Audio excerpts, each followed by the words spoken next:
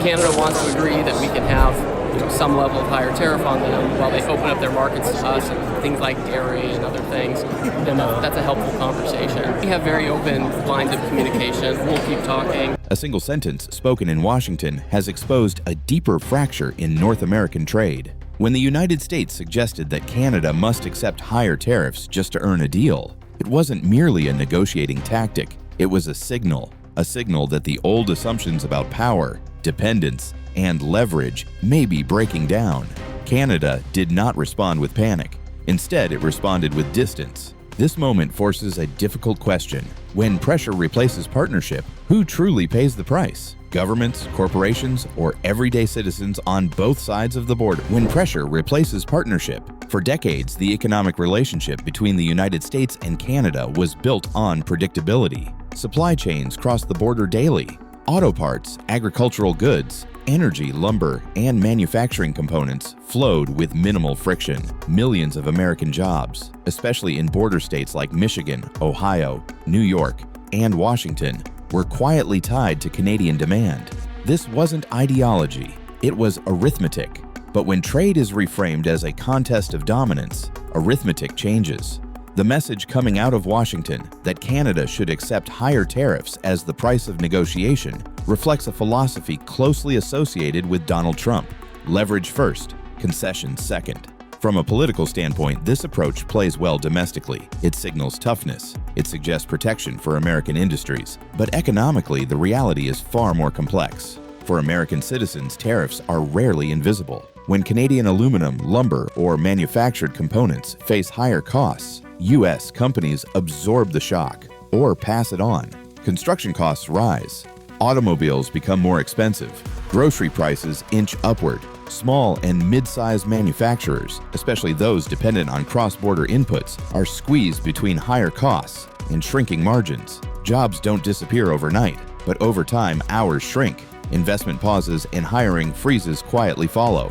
At the same time, American exporters face retaliation or reduced access. Canada is not just a neighbor, it is consistently one of America's largest trading partners. When that partner begins looking elsewhere, American farmers, logistics firms, port operators, and transport workers feel it. Less Canadian demand doesn't just hurt multinational corporations, it ripples through trucking routes, warehouse shifts, and rural communities that depend on steady export volume. On the Canadian side, the stakes are existential rather than tactical. Being told to accept higher tariffs is not merely a financial cost. It is a reminder of vulnerability. And that is where Mark Carney enters the story. Instead of arguing tariff percentages, his response has been structural: reduce reliance altogether. For Canadian citizens, this pivot brings both risk and opportunity. Short-term pain is unavoidable. Diversifying trade means retooling industries, shifting logistics, and absorbing transitional costs. Some exporters will struggle, some workers will face uncertainty, but the long-term promise is independence, an economy less exposed to sudden political shocks from a single partner.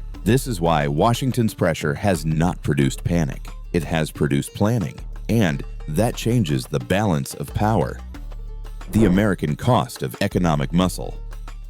For many Americans, tariffs sound distant, something negotiated in conference rooms far from daily life. But history shows that when trade relationships tighten, pressure rarely stays at the top. It moves downward, quietly and persistently, into paychecks, prices, and job security. The United States and Canada operate one of the most integrated trade relationships in the world. Auto manufacturing is a prime example. A single vehicle assembled in Michigan may cross the US-Canada border multiple times before completion. When tariffs disrupt that flow, the cost is not theoretical. It appears in higher sticker prices, delayed production schedules, and reduced shifts on factory floors. Workers feel it first through overtime cuts, then through layoffs when uncertainty drags on.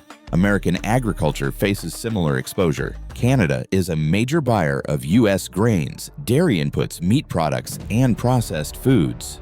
When Canadian policymakers accelerate diversification, seeking alternatives in Europe or the Indo-Pacific, American farmers lose more than contracts. They lose predictability. And in farming, predictability is survival. Equipment loans, land leases, and seasonal labor depend on stable export demand. A sudden shift can collapse margins that were already thin. Supporters of aggressive tariff policy often argue that short-term pain is worth long-term industrial revival, but the data from past trade disruptions tells a more sobering story. When tariffs rise, domestic production does not instantly replace foreign supply.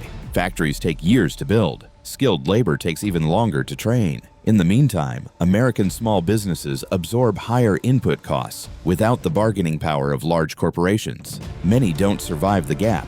This is the quiet contradiction in the strategy associated with Donald Trump.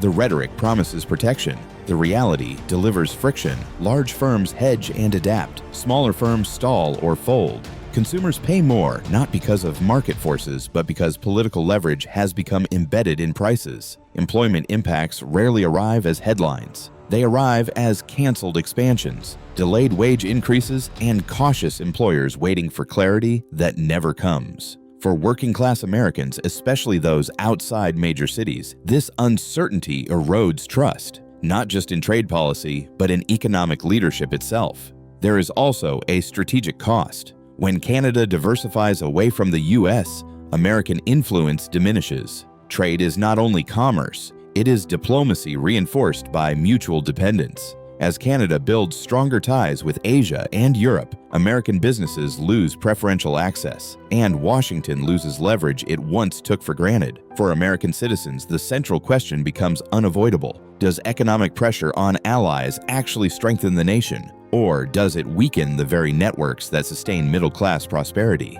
This is not about pride or politics. It is about whether power is best exercised through control or through cooperation that delivers stability at home. Canada's pivot, risk, resolve, and reinvention.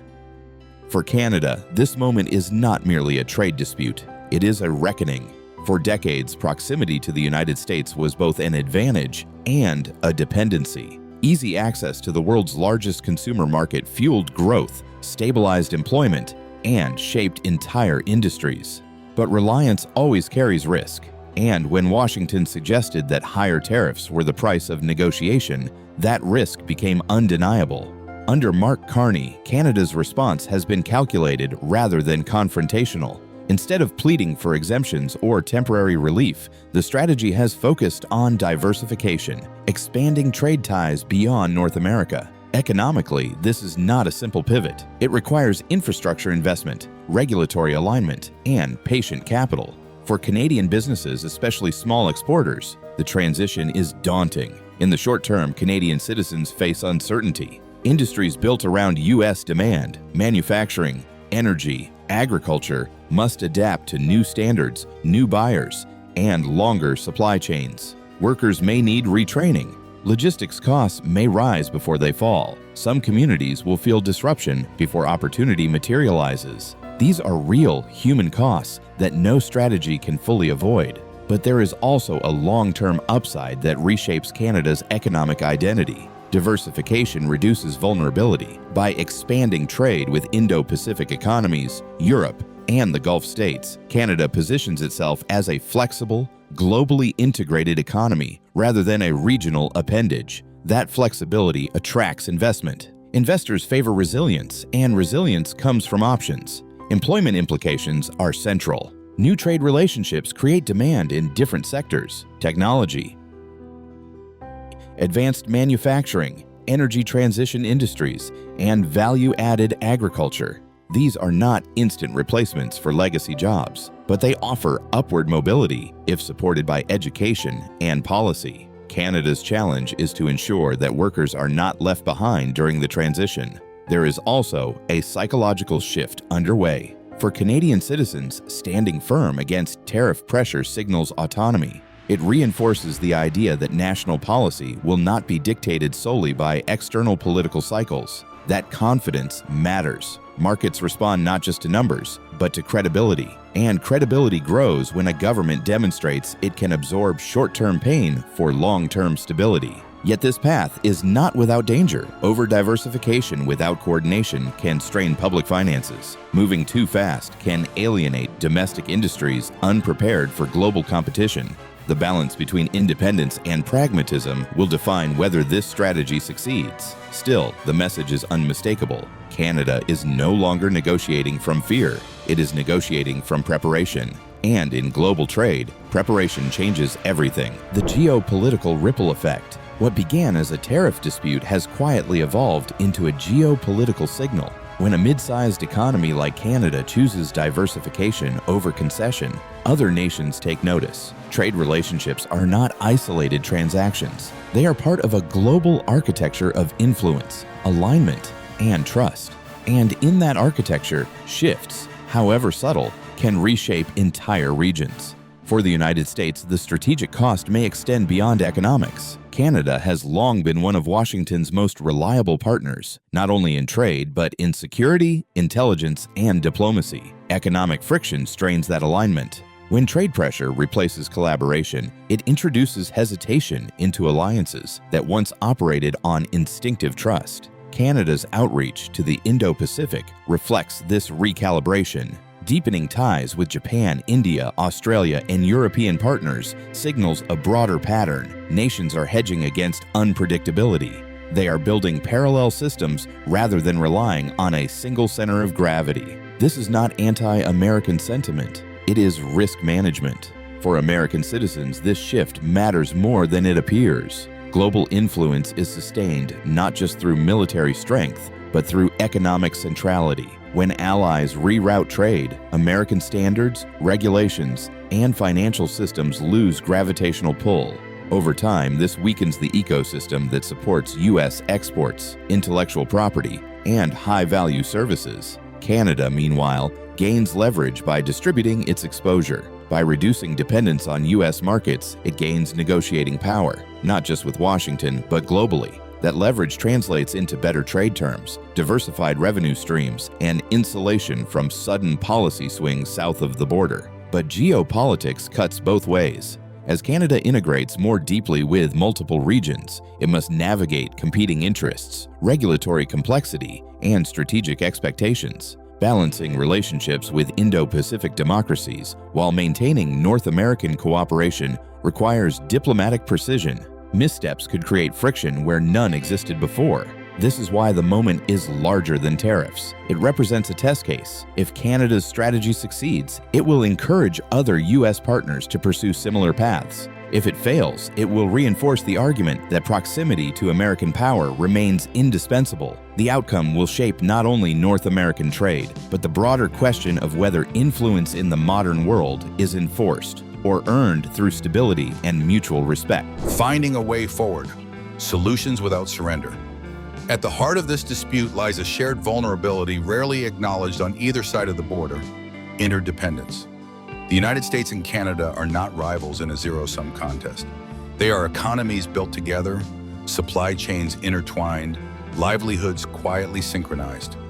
The challenge now is not who blinks first, but whether leadership can shift from pressure to problem solving. For the United States, the solution begins with recalibration. Tariffs may create leverage in the short term, but long-term strength comes from predictability. American workers and businesses benefit most when trade rules are stable, transparent, and insulated from political cycles. Reframing negotiations with Canada as a partnership rather than a test of submission would lower costs at home, protect jobs, and restore confidence among manufacturers, farmers, and consumers. Targeted industrial policy can complement open trade. Investing in workforce training, domestic manufacturing capacity, and supply chain resilience strengthens the economy without alienating allies. Instead of using tariffs as a blunt instrument, the U.S. could use incentives to encourage innovation and competitiveness, strategies proven to deliver durable growth. For Canada, diversification must be matched with domestic support. Workers in exposed industries need retraining pathways, wage insurance, and regional investment to prevent economic hollowing. Trade expansion should prioritize value-added production, ensuring that new markets create high-quality jobs rather than extractive growth. Maintaining constructive dialogue with Washington remains essential. Independence should not become isolation. Joint solutions are still possible.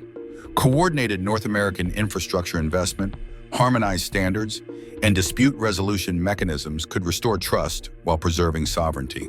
Economic resilience does not require abandonment of alliances. It requires modernizing them. This moment demands leadership that thinks beyond headlines. The real victory is not forcing concessions, but building systems where citizens on both sides prosper. We invite you to share your perspective. Should Canada continue diversifying at full speed, or should Washington and Ottawa reset the relationship before deeper fractures form? Your voice matters, because the future of North American trade will be shaped not just by leaders, but by the people who live with the consequences.